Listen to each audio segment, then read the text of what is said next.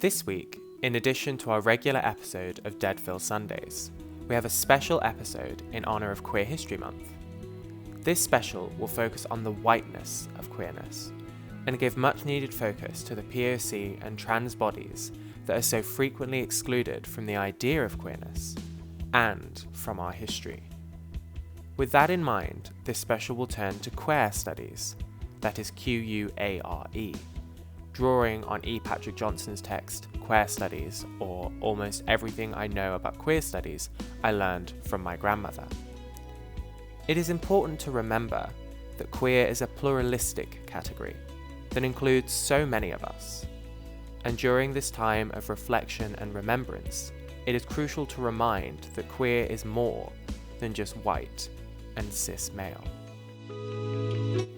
The problems with queer theory and queerness more generally have already been sketched out, but I'll flesh it out a bit further here. Johnson notes that, quote, beyond queer theory's failure to focus on materiality, it has also failed to acknowledge consistently and critically the intellectual, aesthetic, and political contributions of non-white and non-middle-class gays, bisexuals, lesbians, and transgendered people in the struggle against homophobia and oppression, end quote. In short, queer theory has forgotten a whole host of other queer people in our routine resistance. We see that everywhere, from the pictures of pride marches around the world, to the mainstream gay films like Call Me By Your Name, from TV to art, from music to the internet. The white queer is pervasive.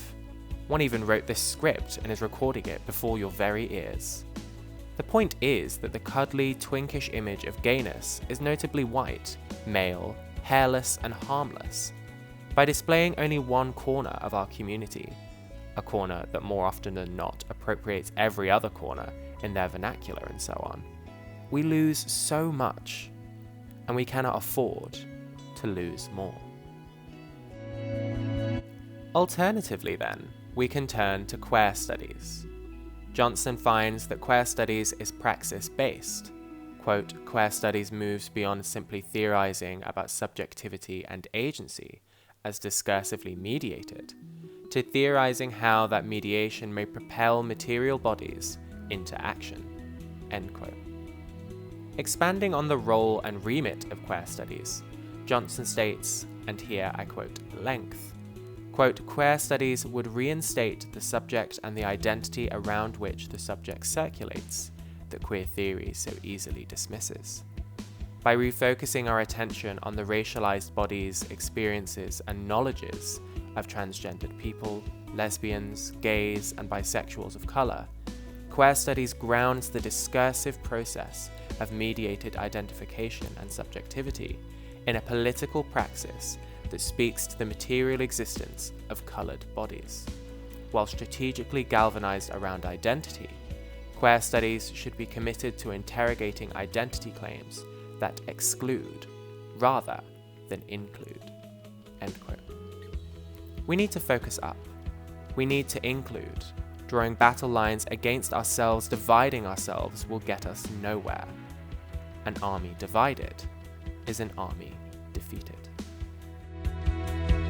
Johnson also gives ample time to a discussion of performativity, something Judith Butler also did with her concept of gender performativity.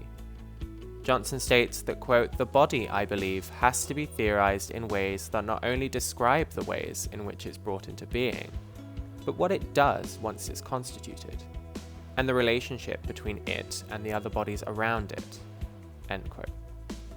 Thus, what is done, what is performed, not only creates bodies, not only defines them, but stipulates what it can and can't do, dictates how it interacts with the world. Simply then, it's necessary that we perform differently as a community, that we provide the space in which all members can flourish. That is, we perform in a way that constitutes inclusivity and the freedom for others to perform without the constraint of whiteness, at least within queerness. It is by, quote, theorizing the social context of performance that sutures the gap between discourse and lived experience, by examining how queers use performance as a strategy of survival in their day-to-day experiences." End quote. How one acts, how one performs connotes a form of survival. What vernacular you use, how you interact culturally, is a performance for survival every single day. Lastly, the goal of queer studies should be every queer's goal. Quote, "The goal of queer studies is to be specific and intentional in the dissemination and praxis of queer theory, committed to communicating and translating its political potentiality. Indeed, queer theory is bidirectional. It theorizes from bottom to top, and top to bottom." End quote. Our theory is inextricably linked to praxis. That is, it is always linked to action, because it concerns our very ability to act, and what actions thereby come of this capacity. Furthermore, quote, "Regarding ideological and political conflicts in gay, lesbian, and transgendered communities of colour, queer praxis must interrogate and negotiate the differences among our differences, including our political strategies for dealing with oppression and our politics of life choice and maintenance." End quote. Queer studies, then, must interrogate and negotiate with different differences, including how repression is dealt with. But this resistance is the end goal. Internal division and derision will not bring us a better tomorrow. This marks the end of our Queer History Month special. We hope you enjoyed it, and that you take this most important message from it. Erasure of certain kinds of bodies from queerness is too a form of oppression, and it must be resisted on every front. Include, don't exclude.